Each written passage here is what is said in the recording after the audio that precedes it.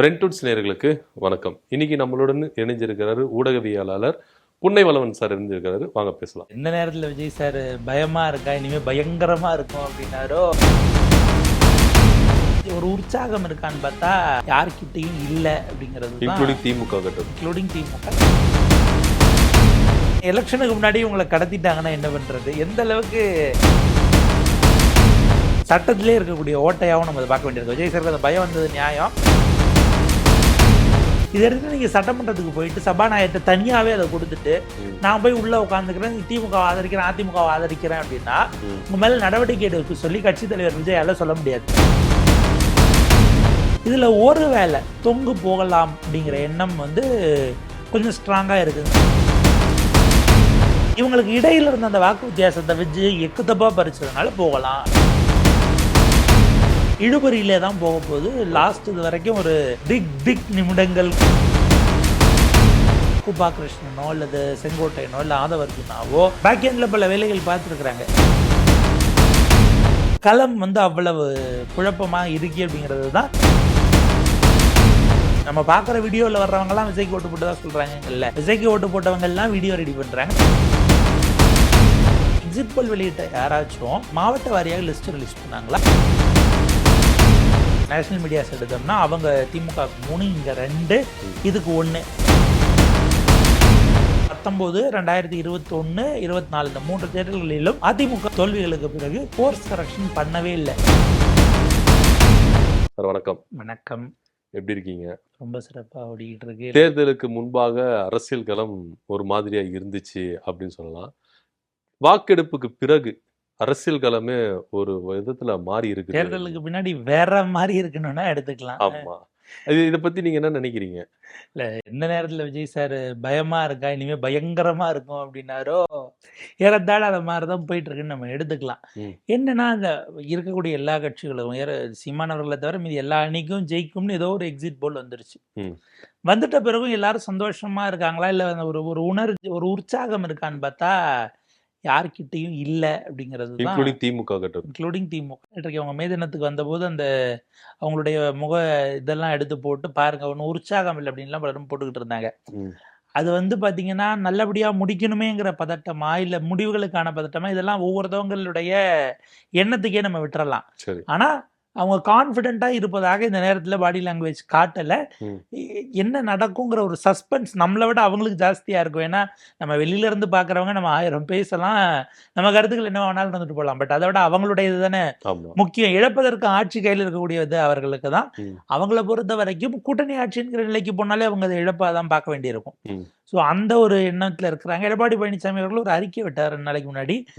கவனமாக இருங்க, வாக்கு எண்ணிக்கை அந்த நாள் ரொம்ப இதாக இருக்கணும், மையத்தில் பாதுகாக்கும் போது ஸ்ட்ராங் ரூமில் இவிஎம் இதெல்லாம் இதாக இருங்க, மற்றபடி வேறு எதுவும் நீங்கள் பெருசாக கருத்து கண்டிப்பாக அது இதை பற்றிலாம் யோசிச்சுக்க வேண்டான்னு ஒரு மெச்சூர்டான ஸ்டேட்மெண்ட்டாக அதை பார்க்க முடிஞ்சுது. இது 2த்துக்கும் மாறா விஜய் சார் வேட்பாளர்களை கூப்பிட்டு ஏறத்தாழ 3 மணி நேரம் வரைக்கும் டிஸ்கஷன் போயிருக்கு. அதாவது எலெக்ஷனுக்கு முன்னாடி உங்களை கடத்திட்டாங்கன்னா என்ன பண்ணுறது, எந்த அளவுக்கு அதை யோசிக்கிறாரு, அவருக்கு ஐடியா கொடுக்குற அந்த அவங்களுக்கு ஆலோசகர்கள் யாரும் நம்ம உள்ளபடியே பாராட்ட வேண்டியிருக்கு. இந்த அளவுக்கு ஒரு விஷயம் இருக்கு பாருங்க, முன்னெச்சரிக்கை. எலெக்ஷனுக்கு முன்னாடியே கடத்திட்டா என்ன பண்றது?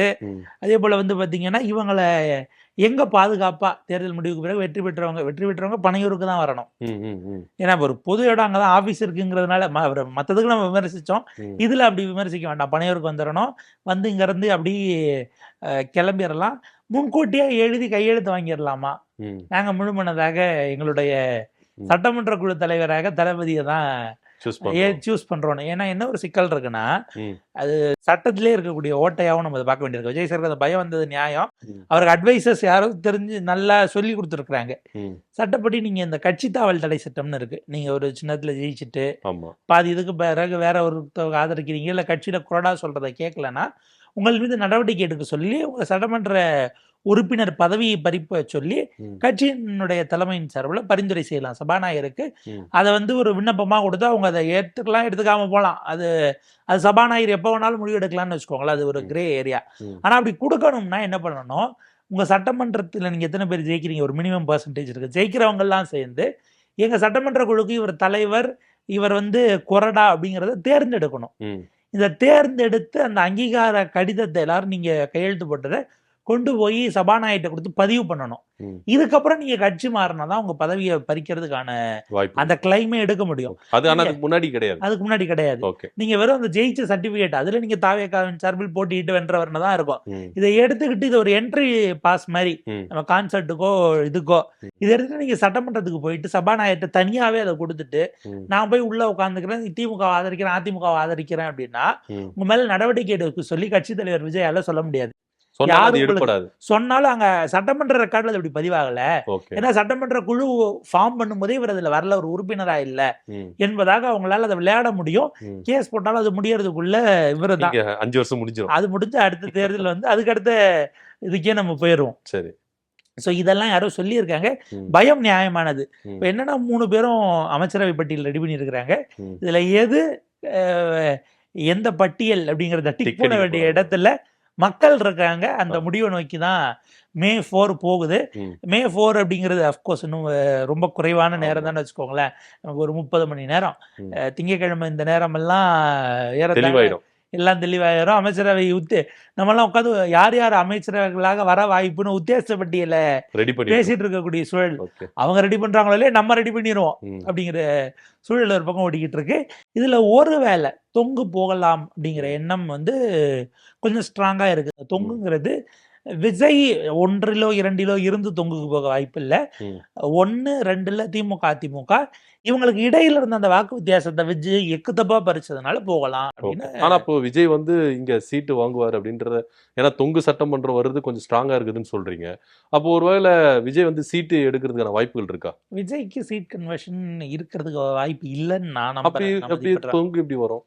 இவங்க 2 பேரும் வாங்குறது திமுக ஓ, அதிமுக ஓகே. சமமா பிரிஞ்சுட்டாலே ம். உங்களுக்கு இவங்களுக்கும் அவங்களுக்கும் இடையில இருக்க அந்த வாக்கு வித்தியாசத்தை இவர் குறைக்கிறாரு. இல்லை அங்கிருந்து உருவான்னு வைங்களேன். ம். இது ஏறத்தாழ எப்படி போயிரும்னா போன எலெக்ஷன்ல நம்ம டி நகர்ல ஆன மாதிரி ம். ம்.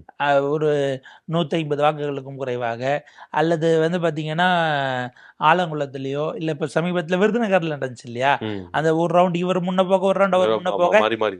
இப்படி போறது அப்படிங்கிறதே கூட போன முறை உங்களுக்கு 5000 வாக்கு குறைவாக இருந்த தொகுதிகள் இந்த முறை டபுள் மடங்கு ஆகுது. ஒரு ஒரு 60 தொகுதி 70 தொகுதி இல்லை எந்த இதில் யார் போறா, ஏன்னா இவர் பிரிக்கிறத பொறுத்து யார் ஃபர்ஸ்ட் செகண்டுங்கிறதுக்குள்ள ஒரு போட்டி போயிட்டே இருக்கு. அப்படின்னா ம்.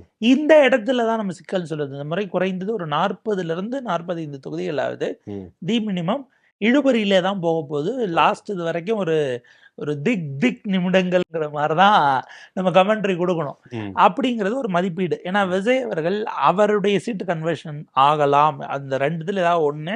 ம். அதுவும் ஈஸியாக நடந்துடாது. இந்த மாதிரி கடைசி கட்ட ரொம்ப இழுபறி வரைக்கும் டஃப்பா போக தான் வாய்ப்பாக போகும். இருக்கு. ம். இல்லை நம்ம என்னன்னா திருச்சி கிழக்கை விட ஒரு பெரம்பூருக்கு நம்ம சொல்றதுக்கான ரீசன் திருச்சி கிழக்கில் ரெட்டையிலையும் நிற்கிது. ம். சூரியன் ரெட்டையில விசில் அப்படின்னும் போது அது ஒரு ஆமா. Strong okay. ஃபைட்டாக இருக்கு. அங்க ஆனா சான்ஸ் அவங்க 2 பேர்ல யாராவது ஒரு ஆள் எடுப்பாங்கங்கிற மாதிரி போகுது. ம். இங்க அங்க மாம்பழம் நிக்கிறதுனால ம். சூரியனா விசஸ் விசிலாங்கிறது அவங்க பிரதானமா ப்ரிடாமினா இருக்கு. ம். அஃப்கோர்ஸ் மேம் அவங்க பார்த்தா ஒத்துக்க மாட்டாங்கன்னு வச்சுக்கோங்களேன். ம். நீங்க எப்படி சொல்வீங்கன்னு அவங்க கோச்சுப்பாங்க. நாங்க நல்லா சண்டை செஞ்சிருக்கோம்பாங்க. ம். மக்கள் அதை அங்கீகரிச்சிருந்தா நமக்கும் உள்ளபடியே மகிழ்ச்சி தான். ஸோ இதுல அந்த மாதிரியான ஒரு ஆங்கிள் இருக்கிறதுனால இதை தாண்டி கூபா கிருஷ்ணனோ அல்லது செங்கோட்டையனோ இல்லை ஆதவர்ஜுனாவோ பேக்எண்டில் பல வேலைகள் பார்த்துருக்குறாங்க. ஆனால் அது வந்து வெற்றி கோட்டை நகர்த்தக்கூடிய அளவுக்கு இருக்குமானா அந்த இடம் சிக்கல் இருக்கு. ம். நீங்கள் இதில் இன்னொன்று கேண்டிடேட்டுக்கான ஓட்டுன்னு ஒன்று இருக்கு. தலைவருக்கானது, கட்சிக்கானது, சிஎம் கேண்டிடேட்டு, இதெல்லாம் ஒரு குறிப்பிட்ட சதவீத ஓட்டு. ம். லோக்கல் எவ்வளோ இருக்கா, உங்களோட எதிர்ப்பு ஓட்டு எவ்வளோ பெரியுது, எல்லாத்தையும் தாண்டி ஒரு 5லேருந்து 8% அந்த கேண்டிடேட் அவர் அங்கே அறிஞ்சவராக இருக்கிறாரா, இல்லை அவருக்காக யார் பரிந்துரை செஞ்சு விடுவிடா போய் ஓட்டு கேட்க அங்கே உள்ளூர்காரர் யாரோ ஒருத்தர் கூப்பிட்டு போகணும். கண்டிப்பா. அவரை அறிமுகப்படுத்தி வைக்க. நீங்கள் நல்லதுக்கு கூட லேட்டாக போய்க்கலாம். துக்கம் நடந்தால் அங்கே போய் முதல்ல நிற்கணும். ம். ஊர்காரனாக இருந்து உள்ளூர்காரங்களாக இருந்து இப்படி எல்லாரோடையும் பழகிறது அப்படிங்கிறதுக்கு ஒரு குறிப்பிட்ட சதவீத வாக்கு இருக்கு. விஜய் நிப்பாட்டி ஆட்களுக்கு அந்த அந்த விஷயம் இருக்காங்கிறதே ஒரு பெரிய கேள்வி. அஃப்கோர்ஸ் ஒரு 100 பேர் வேற கட்சியிலேருந்து வந்தவங்க இருக்காங்கனாலும் ம். அவங்க எவ்வளோ நாளா அரசியலில் இருந்தவங்களா இருக்காங்க, அவங்க புழக்கத்தில் இருந்தாங்க அப்படிங்கிறதெல்லாம் கேள்வி. கடந்த காலத்தில் நடந்த மாதிரி தங்கத்தமிழ் செல்வனுக்கு அந்த எக்ஸ்பீரியன்ஸ் இருந்துச்சு. ம். நீ வந்து ராசா உனக்கு தான் நான் ரெட்டையில் போட்டேன்னு கண்டிப்பா. சூரியனுக்கு சொல்லுவாங்களா, இல்லை இப்போ விசில்லே நின்ன திமுக அதிமுக பழைய ஆட்கள் நிற்கிறாங்கன்னா ம். உனக்கு தான் ராசா உதயசூரியனில் போட்டோன்னா அவங்க நிலைமை என்ன ஆகுங்கிறத யோசிச்சு பார்க்கணும். ஸோ இப்படியான பல சிக்கல்கள், நெருக்கடிகள், ம். எக்ஸிட் போல்ஸ் பல வகையில் பிரிஞ்சதுக்கான காரணம் களம் வந்து அவ்வளவு குழப்பமாக இருக்கு அப்படிங்கிறது தான் எக்ஸிட் போல்ஸும் பிரதிபலிச்சிருக்கோ அப்படின்னு நம்ம பார்க்க வேண்டியிருக்கு. இப்போ நம்ம கடந்த தேர்தல்லாம் எடுத்துட்டோம்னா எக்ஸிட் போலுக்கு அப்புறம் கருத்து கணிப்பு எல்லாம் வரும். ஆனா இந்த அளவுக்கு யாருமே எடுத்து விவரிச்சு ஒரு டிபேட் ஷோவோ இல்ல இந்த மாதிரி ஒரு டிஸ்கஷன்லயே போனது இல்லை. ஆனா இந்த தேர்தலில் மட்டும் ஏன் இந்த அளவுக்கு கடுமையா எக்ஸிட் போல வந்து ரொம்ப தீவிரமா பேசுறோம்? முதல் விஷயம் என்ன அப்படின்னா, இந்த எலெக்ஷன்ல ம். சோஷியல் மீடியாவுக்கு ஒரு பெரிய இம்பேக்ட் இருக்கு. ஏன்னா இன்னைக்கு பலரும் நேர்ல போய் கிரவுண்ட்ல போய்லாம் எக்ஸிட் போல் எடுக்கிறது இல்லை. ஃபோன் பண்ணி கேட்குறாங்க. ஆன்லைன்ல கூகுள் ஃபார்ம்ஸோ இல்லை ஐவிஆர் மெத்தடில் ஃபோன் இப்படி பல விஷயங்களை பண்ணுறாங்க. ஆர்டிஃபிஷியல் இன்டெலிஜென்ஸ் மூலமாகவும் வெவ்வேறு வகையில் டேட்டாவை கலெக்ட் பண்ணுறாங்க. இதெல்லாம் இதுக்கு முன்னாடி இருந்ததில்லை. ஒன்று. ம். இரண்டாவது, ஏன்னா உங்களுக்கு நீங்கள் ஏஐல ஒரு இதில் ஒர்க் பண்ணுது அப்படின்னா, நீங்கள் அதுக்கான சோர்ஸ் சில விஷயங்களை இன்புட் ஃபீட் பண்ணியிருக்கணும். அந்த இன்புட்டே சில நேரங்களில் ஒரு சார்புத்தன்மையோட இருந்துச்சுன்னு வைங்க, அதனோட எக்ஸிக்யூஷன் சைடில் ஒரு சார்புத்தன்மை வருவதற்கான வாய்ப்பு இருக்குது. இது ஒன்று. இரண்டாவது, சோஷியல் மீடியாவில் வாக்காளர்கள் ப்ரெசன்ஸ் அப்படிங்கிறது கட்சி ஆதரவாளர்கள் பிரசன்ஸ் மிக அதிகமாக இருக்கக்கூடியதாக தாவேகா இருக்குது. அப்போ இது ஒரு பிம்பத்தை திரும்ப திரும்ப கட்டமைச்சுக்கிட்டே இருக்குது. நம்ம கவனிக்க வேண்டியது டிஜிட்டல் லிட்ரஸிங்கிறது ஏறத்தாழ 52-53% தான் தமிழ்நாட்டினுடைய டிஜிட்டல் லிட்ரஸி. ஸ்மார்ட் ஃபோனே இல்லாத மீதம் இருக்கக்கூடிய 48% மக்களும் வாக்களித்து அவர்கள் தேர்வு செய்கிற ஆட்கள் தான் வெளியில் வர போகிறாங்க. பதிவு பண்ணக்கூடிய இடத்துல ஒரு அட்வான்டேஜ் அதிகமாக இருக்குது. யாரை கேட்டாலும் அதுதான் சொல்கிறாங்கன்னா, சொல்கிறவங்கெல்லாம் தாவேக்காவாக இருக்காங்க நம்ம எடுத்துக்கலாமே தவிர, ஓட்டு போட்டவங்கெல்லாம் தாவேக்காவாக இருந்தாங்களான்னு பெட்டியை திறக்கிற வரைக்கும் கொஞ்சம் வெயிட் பண்ணலாம். நம்ம அப்படி ஒரு முன்முடிவுக்கு வந்துட வேண்டாம். ஒன்றும் இல்லை. இப்போ 24 எலெக்ஷன் நடந்தது. தமிழ்நாடு முழுக்க 4 கூட்டணியில் நின்றுச்சு.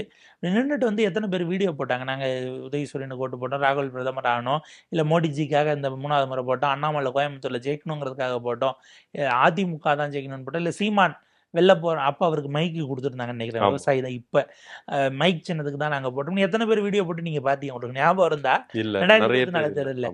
அந்த பழக்கமே இவங்க கிட்ட இல்லை. இவங்க கிட்ட அந்த பழக்கம் இருக்குது. அப்போ நம்ம என்னன்னா, நம்ம பார்க்குறவங்கெல்லாம் விஜய்க்கு ஓட்டு போட்டதா சொல்கிறாங்க. நம்ம பார்க்குற வீடியோவில் வர்றவங்கலாம் விஜய்க்கு ஓட்டு போட்டதா சொல்கிறாங்கல்ல. விஜய்க்கு ஓட்டு போட்டவங்கெல்லாம் வீடியோ ரெடி பண்ணுறாங்க. அது நம்ம கன்சம்ஷனுக்குள்ளே அந்த சைக்கிளுக்குள்ளே வந்துக்கிட்டே இருக்குன்னு அப்படியும் எடுக்கலாம். இப்போ அவங்க சொல்லக்கூடியது நடக்கவே நடக்காது, நான் ஒதுக்கலாம். ஆனால் இப்படி ஒரு சான்ஸும் இருக்குது. அது எப்படி இந்த வாக்கு சதவீத எண்ணிக்கையை வச்சு 1 கோடி வாக்கை நீக்கி அதுக்கப்புறம் ஒரு 28 லட்சத்தை சேர்த்து மொத்தத்தில் ஆக வந்து 85% எவ்வளவு? 85% அந்த ரேஞ்சுக்கு போச்சோ. இதெல்லாம் ஒரு அதாவது அவங்களுக்கு கன்வீனியண்ட்டாக இருக்கிறதுனால அதில் ஒரு நரேட்டிவை செட் பண்ணுறாங்க. நம்ம நரேட்டிவ்ஸ்க்கு விழுந்துட வேண்டாம். களம் அப்படிங்கிறது இந்திய சமூகம், அதுலேயும் மிக குறிப்பாக இங்கே பலதரப்பட்ட நம்மளுடைய பன்மைத்துவம் தான்.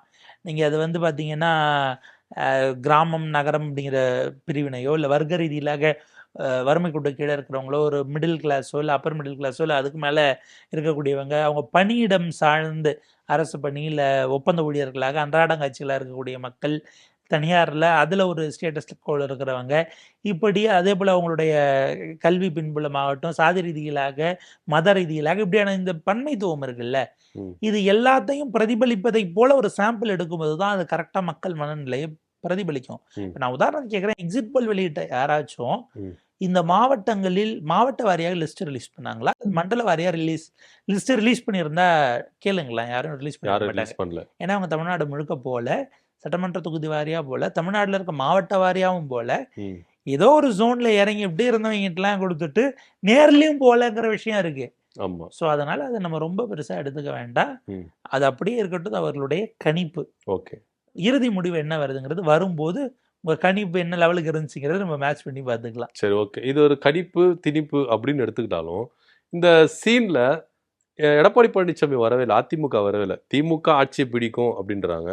அடுத்தபடியாக 2ஆம் இடத்துக்கு தாவேகா தான் வரும் அப்படின்றாங்க. ஆக்சிஸ் மை இந்தியா போன்ற கருத்து கணிப்புலாம் வந்து பார்த்தீங்கன்னா தாவேகா அது அதிகப்படியான இடம் பெறும் அப்படின்னு அந்த ஒரு நிறுவனம் மட்டும்தான் தாவேகா சொல்கிறாங்க. மற்றவங்க எல்லாருமே 2ஆம் இடத்துக்கு தாவேகா தான் வைக்கிறாங்களே கண்டி அதிமுக வைக்க மாட்டேங்கிறாங்க. இது எப்படி நம்ம எடுத்துக்கலாம்? இல்லை அந்த இடம் வந்து 2ஆம் இடத்துல அதிமுக தான். அதிமுக ஜெயிக்கும்னு 2 போல் சொல்லியிருக்கு. ஒன்று டைம்ஸ் நவ் ஜேவிசியோடது, இரண்டாவது CNN நியூஸ் 18. அதாவது திமுக ஜெயிக்கும்னு சொன்னது எண்ணிக்கையில் நம்ம நேஷனல் மீடியாஸ் எடுத்தோம்னா அவங்க திமுக 3, இங்கே 2, இதுக்கு 1 அங்க அப்படிங்கிற வகையில் நம்ம பிரிச்சுக்கலாம்.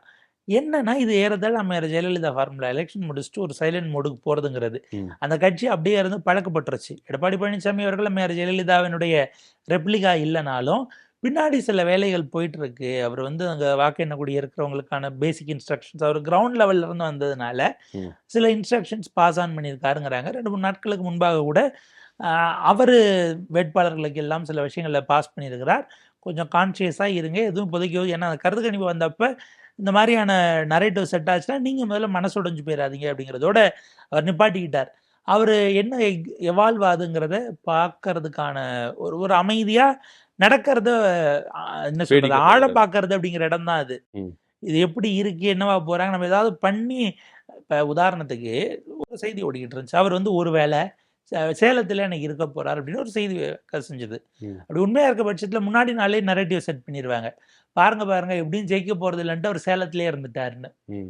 சென்னை வந்துட்டார் அவர். அதுக்கு பிறகு சென்னையில தான் இருக்கார். 2 நாள் அங்கே தான் இருக்கார் அப்படின்னாங்க. ம். எலெக்ஷன்ஸ்ல அன்னைக்கு ஜெயிக்கிறோமோ தோக்குறோமோ நீங்க வந்து ஏன்னா தமிழ்நாட்டு மக்கள் வெற்றியாளர்களை கொண்டாடுவதை விடவும் போராளிகளை கொண்டாடுவாங்க.